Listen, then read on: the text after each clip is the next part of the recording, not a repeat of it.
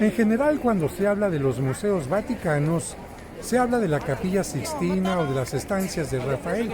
Sin embargo, hay otros espacios en el que se tienen colecciones que los papas han conservado para manifestar la cultura, no solamente la fe en el mundo.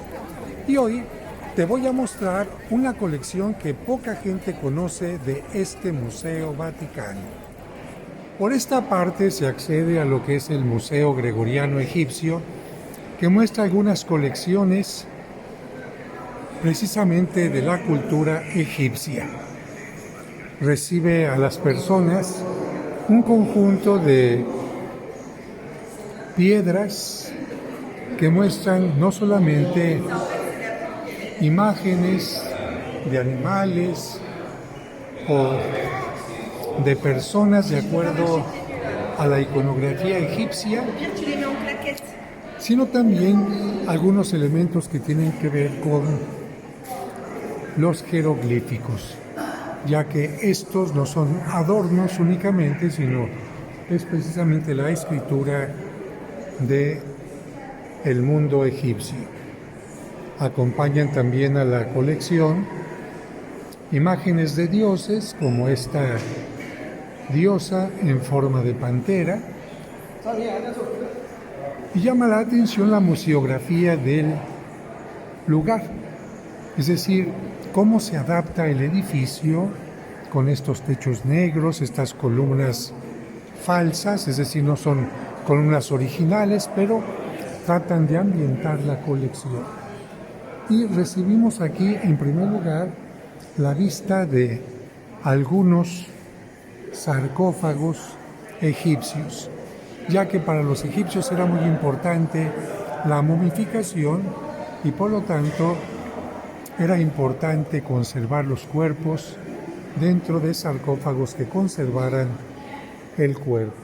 Hay muestras también de papiro, que fue el elemento vegetal que se utilizó para escribir, ya que el papiro se preparaba fácilmente y había mucho en las orillas del río Nilo. En general, después de que una persona importante como el faraón moría, se tenía que sacarle las vísceras al cuerpo a través de pequeñas aperturas en la boca y en el vientre. Y después de sacarle las vísceras, que se colocaban en unos recipientes llamados vasos cánopes o canópicos, el cuerpo comenzaba a deshidratarse con una especie de arena llamada natrón. Después de un periodo de desecado que llegaba a ser de entre 70, 90 días o un poco más, el cuerpo se llenaba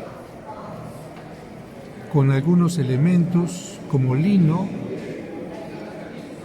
y después se colocaba en su parte superior algo que protegía a la momia, aceites especialmente derivados de la mirra que hacían que el cuerpo tuviera un color negruzco. Una vez que el cuerpo se envolvía en vendas, se colocaba en sarcófagos como este. El museo tiene esta momia, donde podemos ver perfectamente los pies conservados, con este color negruzco que les decía, ocasionado por la mirra u otro tipo de ingredientes que secaban totalmente el cuerpo. Vean un acercamiento de las manos, las uñas perfectamente conservadas y el cuerpo envuelto en vendas de lino. Y nos acercamos ahora a la cara. Algunas personas pensaban que la momia tenía este color porque era de raza negroide, pero no es así, sino por la preparación para que el cuerpo se preservara más tiempo. Es increíble que después de miles de años se conserva el cabello de estos ejemplares. Una vez que se había puesto el vendaje a la momia, se le colocaban ciertos elementos que eran como amuletos que hablaban de vida eterna en el más allá, ya que para los egipcios la vida continuaba en el más allá siempre y cuando la momia viviera. Si la momia o el cuerpo se destruía, en ese momento la persona desaparecía. Por lo tanto, para conservar el Ka, es decir, el espíritu, vamos a llamar así, en forma sencilla de la momia, era necesario la preservación. Aquí tenemos un ejemplo de una momia que además de la venda se ha colocado encima una superficie de lino y estos elementos que acabamos de ver en la otra vitrina. Otros elementos mortuorios se exhiben también en este lugar.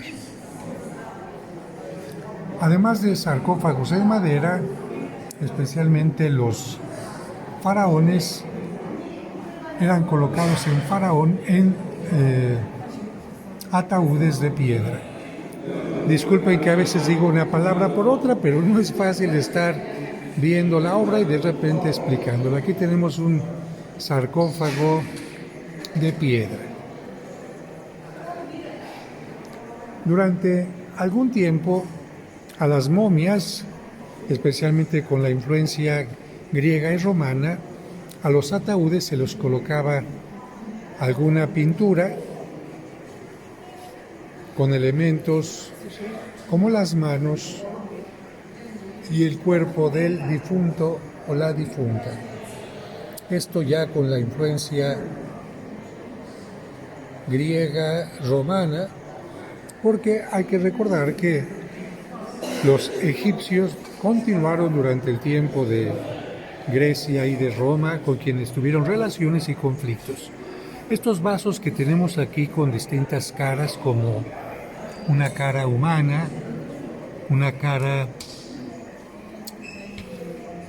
como de coyote, una cara de chango o babuino y una cara de halcón, eran los vasos en donde se colocaban las vísceras de los difuntos, los vasos cánopes o canópicos.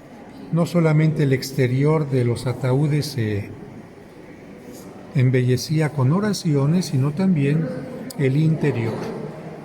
Algunos difuntos incluso tenían una momia dentro de un ataúd y dentro de otro y de otro y de otro, como el caso de Tutankamón.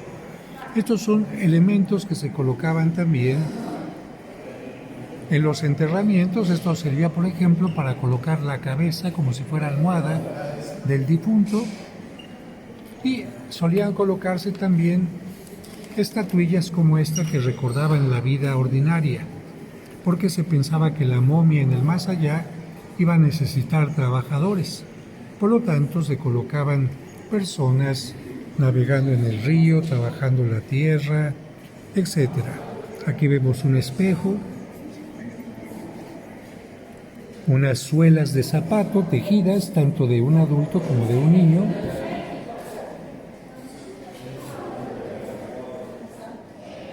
y las oraciones que se encuentran en el llamado Libro de los Muertos para ayudar al difunto a obtener la vida en el más allá. Cuando moría una persona, de acuerdo a la tradición egipcia, debería de pesarse su alma, vamos a decir así, y si no había tenido nada contrario a lo que se consideraba el bien, podía continuar viviendo. De lo contrario, era destruida la persona para siempre. Como la cultura egipcia también permeó en el ambiente griego y romano, hubo escultores griegos y romanos que, basándose en la escultura egipcia, hicieron trabajos como este. Aquí ya no se trata de una escultura fría, rígida, como la tenían los egipcios, sino una adaptación ya al arte griego o romano. Un caso concreto de una adaptación del arte egipcio al arte romano es esta escultura que tiene mucha influencia griega en cuanto a la perfección del cuerpo. Vean los pies. Aquí ya no se trata de las esculturas rígidas egipcias, sino más bien de cánones griegos y romanos. ¿De quién se trata en esta escultura? De el amante de uno de los emperadores, del emperador Adriano. Uno de sus amantes se llamaba Antino y se considera a este joven una persona atractiva que había llamado la atención del emperador y que lamentablemente había fallecido ahogado en el río Nilo. El emperador aprovechó esta circunstancia y recordando que si alguien moría ahogado en el río Nilo se consideraba casi una divinidad, mandó hacer esta escultura de Antinos como si fuera Dios. Vean la perfección de el rostro.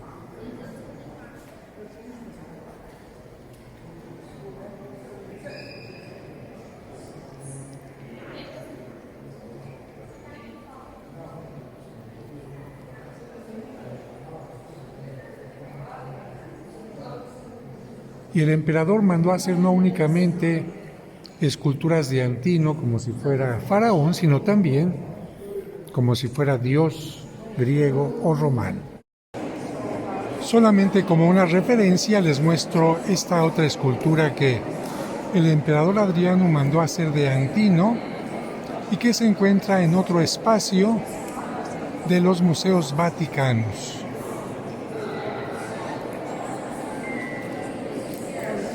Continuamos con nuestra visita a este lugar y aquí vamos a encontrar elementos, aun cuando estamos en el espacio de arte egipcio, esculturas con material egipcio, en este caso la representación de un río. A los ríos se les representaba con estas como vasijas de donde salía el agua. ¿Y el río qué produce? El río produce vegetación, por lo tanto, encontramos los frutos de los ríos a través de las espigas y otros elementos más. Pero continuando con la tipología egipcia, aquí tenemos a un escriba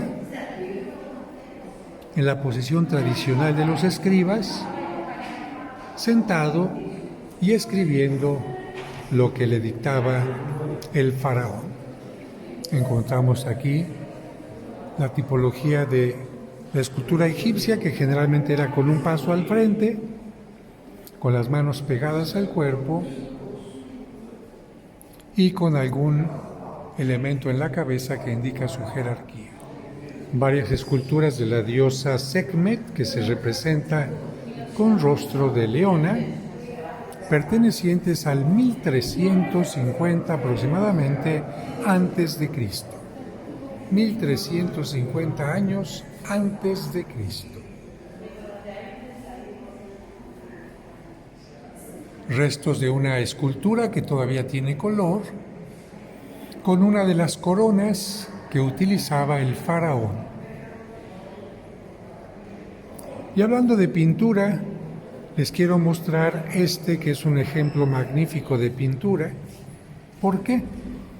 Porque no solamente nos muestra los colores que utilizaban, sino también, vean, aunque el rostro se representaba de perfil, ¿cómo está el ojo? El ojo no está de perfil, el ojo está de frente. Es decir, en la tipología egipcia el ojo se ponía de frente y el rostro de perfil.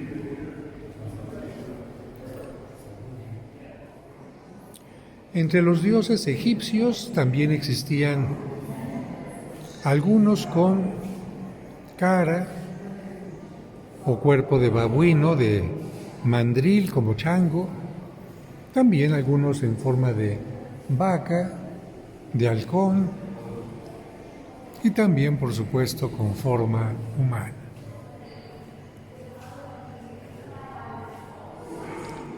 Aquí tenemos una imagen de la diosa Hathor, una divinidad en forma de vaca.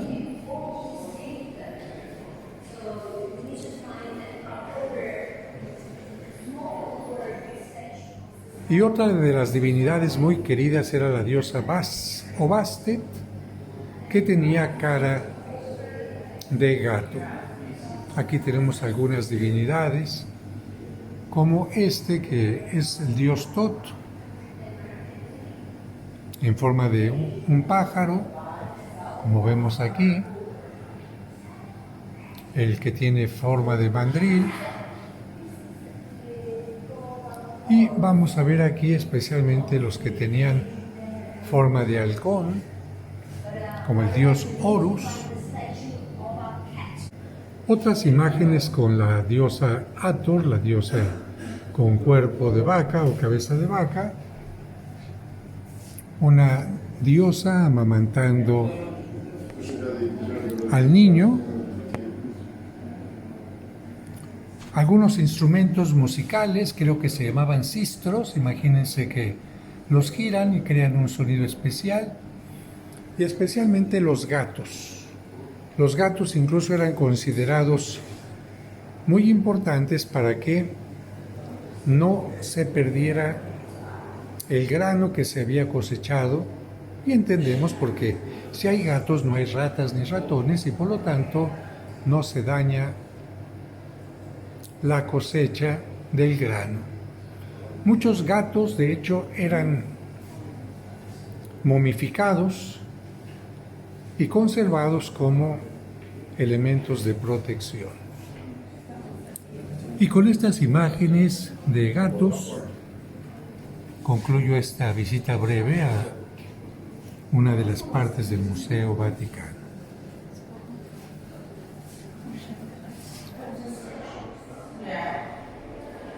En esta pequeña sala se conservan varios relieves de la cultura asiria, de los cuales les voy a poner solamente algunos fragmentos. Estamos hablando de relieves que muestran a combatientes con arcos y con la característica de la cara de este periodo. La cara de los asirios, en este caso de Sennacherib, años 704 al 681 a.C., presenta a las personas de perfil, con barba, con este tipo de sombreros, y generalmente combatiendo, porque para ellos era muy importante el combate, el obtener tierras, el mostrar el poder. Encontramos aquí precisamente a partir de la autoridad a los esclavos que están llevando cargas de acuerdo a lo que se les pide. Aquí podemos ver algo que pertenece a Surbanipal del 668 al 631 a.C., donde se muestra cómo se está queriendo conquistar una ciudad a través de una escalera, pero lamentablemente las circunstancias hacen que algunos vayan cayendo en el combate. Aquí otros con su escudo y su espada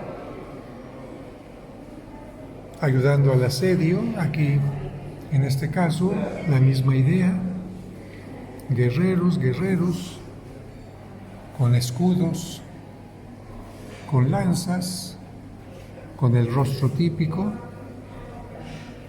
mostrando también grandes músculos. Aquí personas cayendo al río.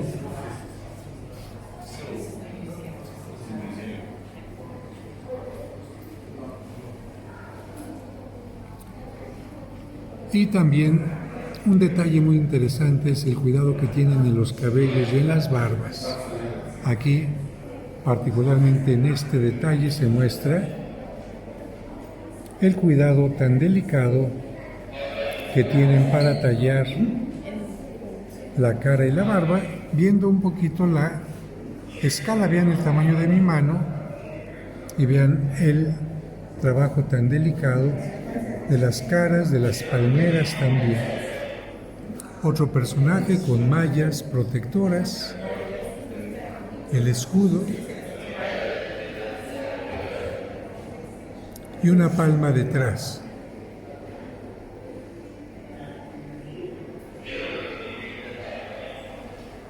En este caso, alguien que está preparando los caballos para la batalla.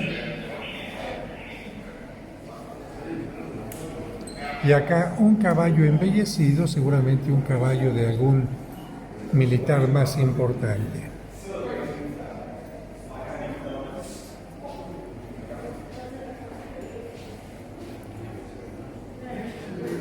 La última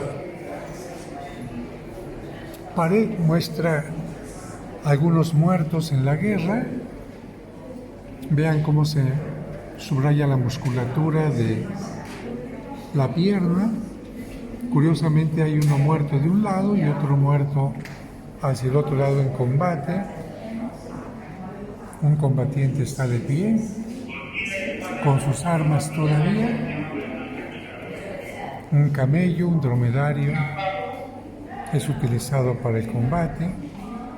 También se muestra escritura cuneiforme del periodo de Sargón II, del año 721 al 705 a.C. Recordamos que en Mesopotamia, concretamente los sumerios son los que inventan la escritura, con pequeñas, vamos a decir, varillas que tendrían forma triangular en las orillas, y por eso al escribirlas, al hundirlas en barro cocido, tenían forma de cuña. Por eso escritura cuñaiforme o en forma de cuña. Y una vez que aprendieron a escribir sobre el barro, pasaron la misma técnica a la piedra. Terminamos esta visita a esta sala con este magnífico relieve de un genio alado que corresponde al 883 a.C. y presenta a Asurbanipal. Vean el cuidado de los pies, la vestimenta con pieles, eso parece, una bolsa que significa poderío, las uñas, un brazalete, las alas y en lugar de rostro una cara de águila.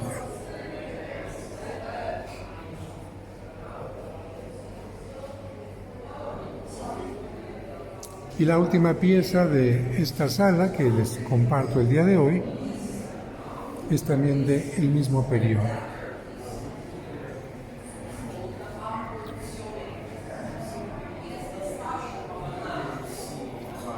De esta manera, aunque sea en una sala únicamente, en un pequeño espacio, podemos tener una idea de la obra de Mesopotamia y concretamente de los asirios.